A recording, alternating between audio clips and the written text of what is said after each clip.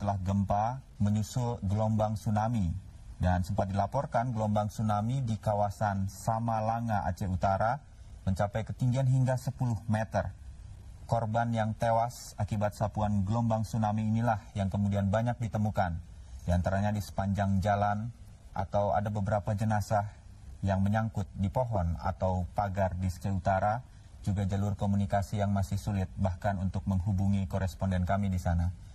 Suasana evakuasi yang banyak dilakukan oleh masyarakat setempat, dibantu oleh PMI dan beberapa atau sudah berada di sana. Saat ini ratusan warga di Kabupaten Aceh Utara terpaksa mengungsi di beberapa tempat ibadah, lapangan, juga di rumah sakit di Lok Semawe. Sejumlah ambulan juga masih berdatangan walaupun tidak sebanyak ketika peristiwa ini baru saja terjadi. Ke rumah sakit yang menjadi pusat bahwa sampai pukul 20 waktu Indonesia bagian Barat dari sumber beberapa marinir Angkatan Laut yang hilang, dan beberapa saat yang lalu kami menerima laporan bahwa 3 orang marinir sudah ditemukan dan saat ini jenazahnya disemayamkan di Makodim Aceh Utara. Sementara seorang lagi masih dikabarkan hilang dan masih terus dilakukan pencarian. Sekali lagi inilah gambar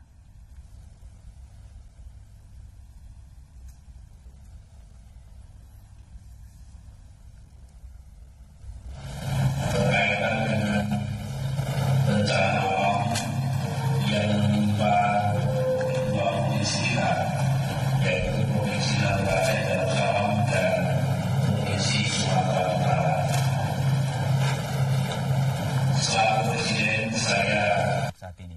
Kita bisa saksikan bagaimana rusaknya infrastruktur skala Richter pagi tadi dan disusul oleh gelombang tsunami yang mengakibatkan kerusakan seperti yang kita saksikan saat ini di layar televisi Anda. Dan saudara, kami sampaikan sekarang, saudara, dari gambar yang kami sampaikan dari Aceh Utara ini, kita lihat evakuasi yang dilakukan oleh warga setempat harus melakukannya dengan darurat karena beberapa daerah kemudian dilaporkan terdan. Setelah sejak pagi kami mengupayakan terus gambar untuk memperoleh hasil dari Lok Semawe dan Aceh sekitarnya.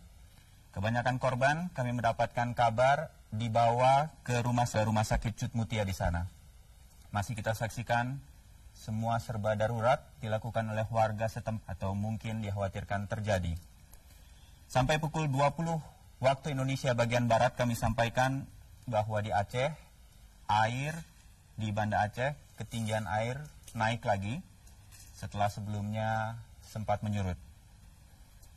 Sekali lagi inilah gambar yang pertama kali bisa kami hadirkan untuk Anda setelah sulitnya pengiriman gambar ini dilakukan, termasuk dari Aceh Utara atau dari Lok Semawe yang biasanya selama berlangsungnya darurat militer di sana, infrastruktur di sana sudah kami sampaikan. Muhammadan juga menyampaikan bahwa di Aceh Utara listrik masih belum berfungsi.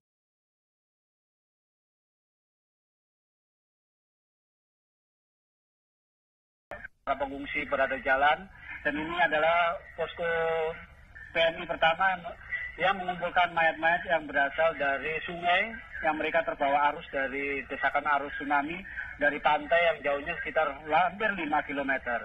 Ini masih di wilayah Kabupaten Aceh Besar ya, Frans? Aceh Besar. Ini seorang ibu kehilangan saudara, dan ini juga bapak-bapak. Ini para tim evakuator dari PMI dan masyarakat memilukannya kondisi jenazah tersebut. Dan ya, ini kebanyakan dari mereka adalah nelayan begitu barangkali atau mereka yang memang tinggal di pinggir sungai? Tidak diketahui karena ini kan mereka tersapu ombak. Nah ini adalah jembatan di dekat kota Banda Aceh sendiri. Bagaimana situasi malam itu lumpuh. Ini sudah di kota Banda Aceh? Ya betul, ini bangunan-bangunan yang terbawa arus yang terdorong di depan kantor wakil gubernuran. Jadi itu belakang kantor gubernuran, ini dekat masjid besar. Ini situasi malam ya, jadi mereka itu panik ke sana kemari, nggak tahu ingin kemana warga ini. Kemana dengan warga? Apakah mereka memilih untuk tinggal di rumah atau lari ke tempat yang lebih tinggi? Mereka tidak berada di dalam rumah karena mereka takut karena gempa susulan hingga pagi tadi terjadi. Jadi begitu mereka sangat panik, jadi di jalan yang terdorong oleh air dan mereka berantakan tersedot oleh air masuk ke dalam sungai. Suasana seperti apa yang dapat Anda rasakan pada malam hari kemarin ketika Anda melihat kondisi? Itu sangat mencekam. Saya sudah merasakan bahwa ini tragedi nasional yang pasti, karena mereka ini juga tidak tahu mau kemana. Ini salah satu orang-orang yang sukarelawan lumpuh total. Tidak ada, termasuk pusat pemerintahan hancur. Bahkan wakil gubernur pun rumahnya hancur dan beberapa 3 orang kerabatnya sampai segini belum dikenali di mana lokasi mereka tersapu ombak. Ya, ini situasi ini di belakang kantor wakil gubernur. Nah, ini kantor air, mereka sudah kedinginan, tidak punya apa-apa karena baju sudah di mana. Ini mereka terpaksa dikasih selimut kalau yang ada seadanya. Nah, ini jumlah mayat-mayat yang berhasil ditemukan dari jalan di sekitar gubernuran. Ini sangat memilukan sekali. Beberapa anggota DPR dan istrinya, dia udah nggak bisa bicara apa kecuali menangis dan menangis. Di mana letak rumahnya, Frans? Apakah memang di pusat kota atau? Mereka rumahnya ini yang seperti pagi hari. Nanti kita bisa lihat kondisi pagi hari seperti apa. Ini suasana malam pada saat kita datang. Bagaimana mereka berharap sekali ada keinginan mengembalikan keluarganya. Ini saya sangat berharap sekali melihat kondisi mereka ini sudah tidak ada hari. Nah, ini Bapak baru juga mengangkut jenazah untuk memindahkan, dan mereka akan ditempatkan di rumah sakit untuk diidentifikasi oleh Palang Merah Indonesia. Jadi jenazah-jenazah ini akan diidentifikasi rencananya pagi sore nanti.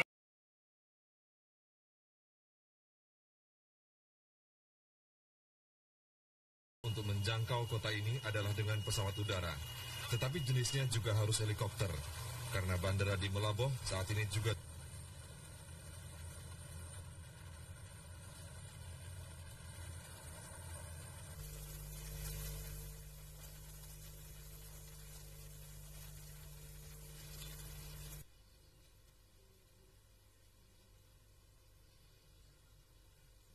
Beginilah suasana ini, diperkirakan 10.000 warganya tewas.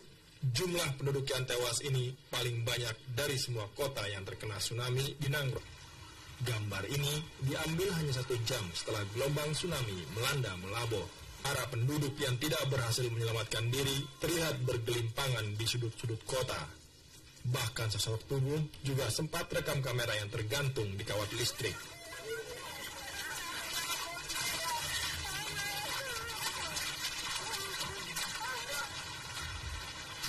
Kamera ini juga sempat merekam gambar seorang penduduk yang ketakutan dan berusaha memanjat pohon untuk mencapai ketinggian.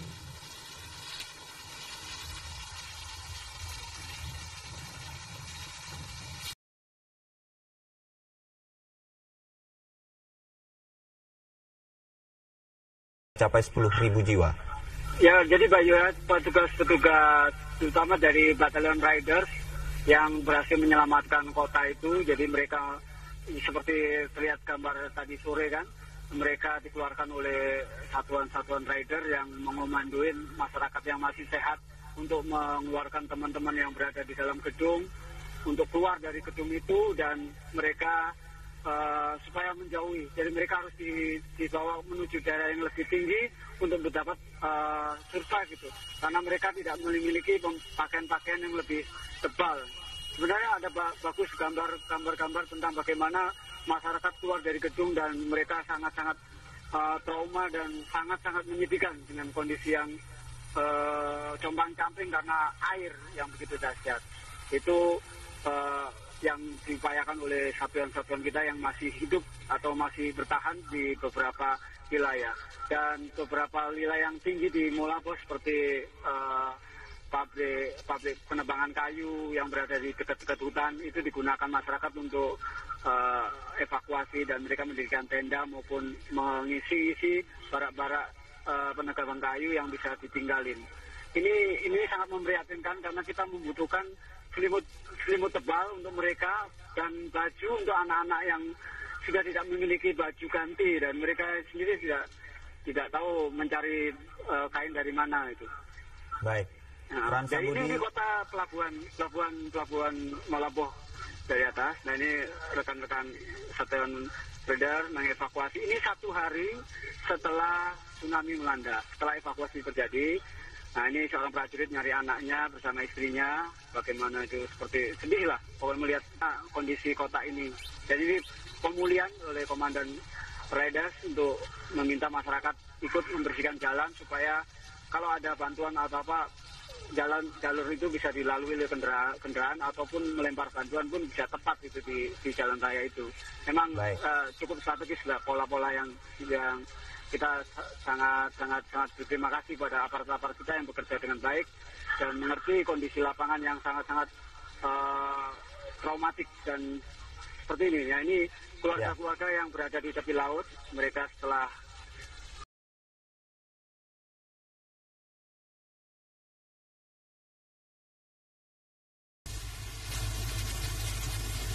pulau-pulau kecil di pesisir Nias adalah kawasan yang paling sulit dijangkau.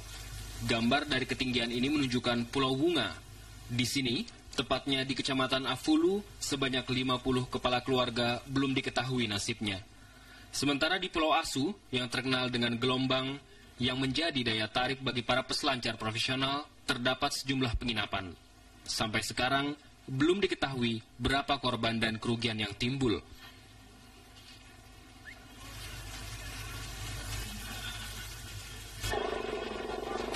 Ini adalah kawasan di Kecamatan Sirombu yang bila dalam keadaan normal berjarak 4,5 jam dari Gunung Sitoli.